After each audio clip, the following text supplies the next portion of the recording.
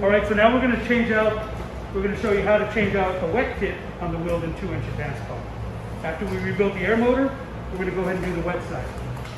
So this pump was PTFE full stroke fitted, meaning that it's got full stroke PTFE primary, full stroke thermoplastic elastomer backup, and it uses same inner and outer pistons as the traditional rubber pump. So if your application changed and you no longer need to use the more expensive PTFE, say you can downgrade to just a traditional Wilflex, you can still use the same existing hardware and it just drops right in there. Save yourself and your customers a lot of money by doing so, and makes the changeover a lot easier. Traditionally in the past we would have had to change the shaft, the inner piston, the outer piston. In this case we just changed the diaphragms. So with that said, we'll go ahead and put it back together with our TWS option. As now that we have the whole assembly buttoned up, we need to get the snap ring on the second side. So in order to properly sit that snap ring, what we'll do is we'll use the socket, push that snap ring assembly, that diaphragm assembly, all the way over on your pilot's pull. Take our snap ring pliers, square cut up, and we'll put that second snap ring on.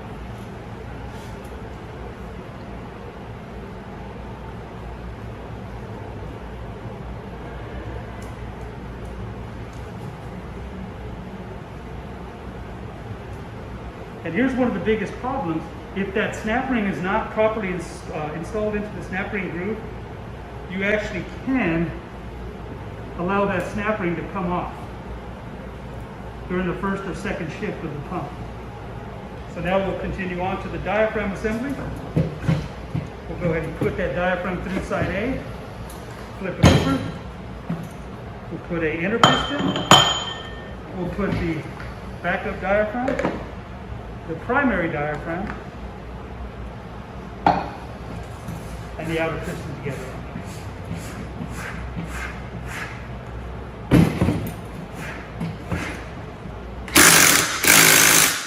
So once we get that outer piston in there pretty good, we'll go ahead and start putting our fluid caps back on, our liquid chip. So now that we have our diaphragms installed, what we want to do is look at the orientation. This says ProFlow shift. This is the bottom. You also notice on the plastic, opposite to the metal pumps, the plug is on the bottom. So when you go to put the chamber on, if this is the bottom, you always want to put your chamber orientation to where the bottom faces the bottom. The bottom is always going to be the bell where the ball sits, so it's a lot easier to tell because it's a little lighter. So once we get the liquid chambers in place, go ahead and get all those fasteners started. And you'll notice what Wilden does is Wilden uses a flanged hex nut. So it's got a hex nut with a flange that's serrated. The serrated edge actually grabs into the plastic so that when you tighten it up, you don't really have to keep a wrench on there. Makes it a lot easier to assemble.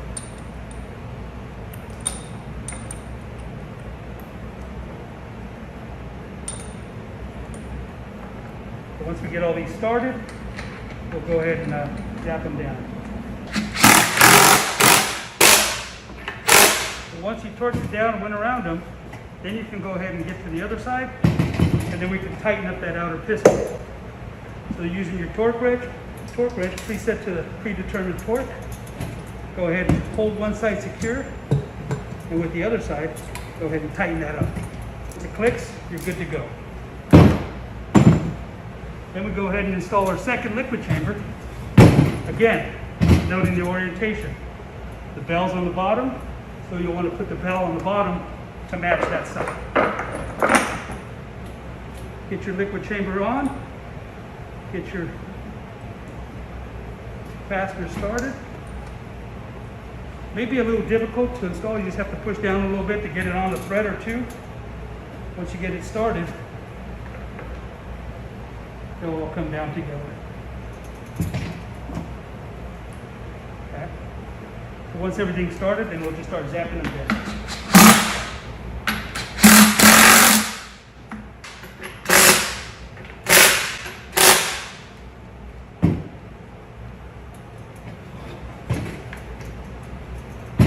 Now you're at the bottom.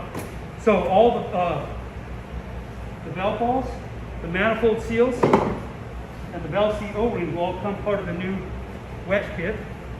So go ahead and drop in your seat O-ring into the chamber. And your manifold O-rings, you can set those on top. Now, the valve seats are going to have two sides. It's going to have a square cut, and the other side's going to have a poured out area. The square cut always faces towards the O-ring, and since we noticed that we dropped the O-ring in there already, those seats just drop right over the top. Line up your O-rings there, your manifold O-rings, and then drop your manifolds right over the top. Another way to tell is if you're properly aligned, you can take that out.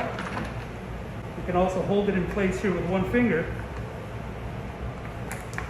to make sure that those are properly inside the manifold groove. Line it up, drop it down. Get those started. And then go ahead and button those up.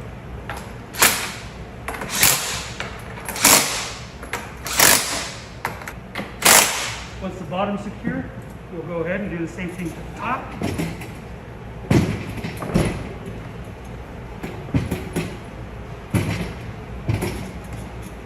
From our new kit, we grab the new manifold seals,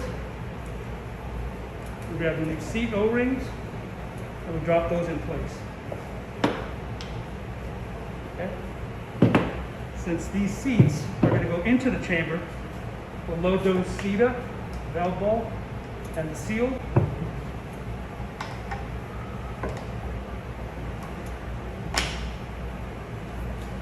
Because we said the valve ball sits on this angle side, never sits on the port outside. Once we get that in place, simply take your manifold, drop it over the top, split your difference on the stack up, get all your fasteners started.